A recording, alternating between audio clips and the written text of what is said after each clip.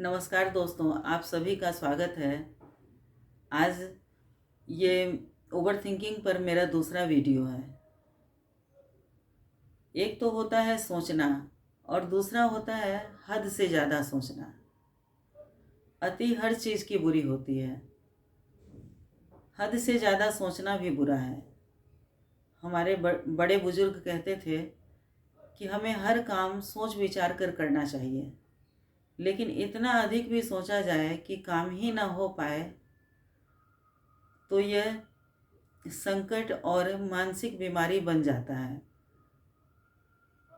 Over thinking के मुख्य दो प्रकार होते हैं।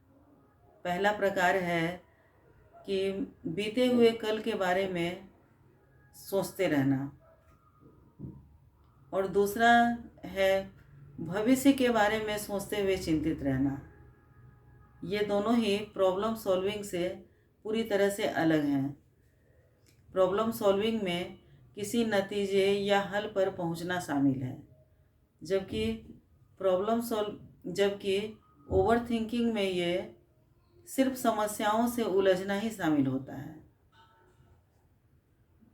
ओवर थिंकिंग आत्म प्रतिबिंब या सेल्फ रिफ्लेक्शन से भी पूरी तरह से अलग है। स्वस्थ आत्म प्रतिबिंब का मतलब होता है कि हम अपने बारे में कुछ नया सीखने या किसी स्थिति के बारे में एक नया दृष्टिकोण प्राप्त करने के बारे में है। यह असल में उद्देश्यपूर्ण है। लेकिन ओवर थिंकिंग में यह शामिल होता है कि हम उन चीज़ों के बारे में कितना बुरा महसूस करते हैं या फिर उन चीज़ों के बारे में बहुत ज़्यादा सोचते रहते हैं जिन पर हमारा कोई नियंत्रण ही नहीं होता है।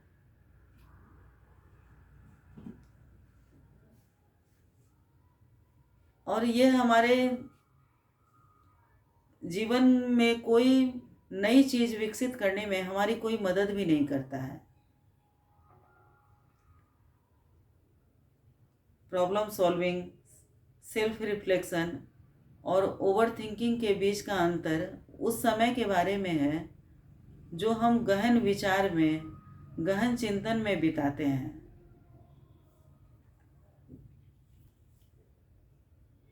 समाधानों की खोज में या फिर किसी नई चीज़ या व्यवहार को सीखने में हम जो समय व्यतीत करते हैं उसे असल में रचनात्मक माना जाता है।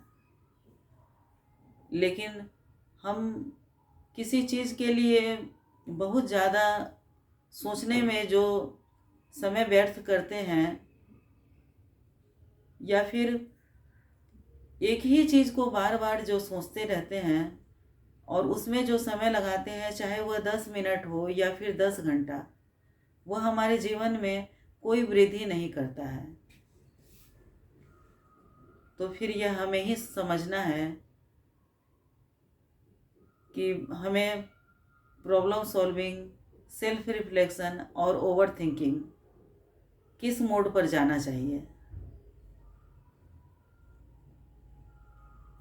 और ये तीनों में से हमें क्या चुनना है जो हमें आगे अपने जीवन में कहाँ पहुँचाएगा, और हमें ओवर थिंकिंग करना चाहिए या फिर उसको नियंत्रित करना चाहिए। थैंक यू दोस्तों। यदि आप मेरे चैनल पर नए हैं तो एक लाइक करिएगा और चैनल को सब्सक्राइब कर दीजिएगा।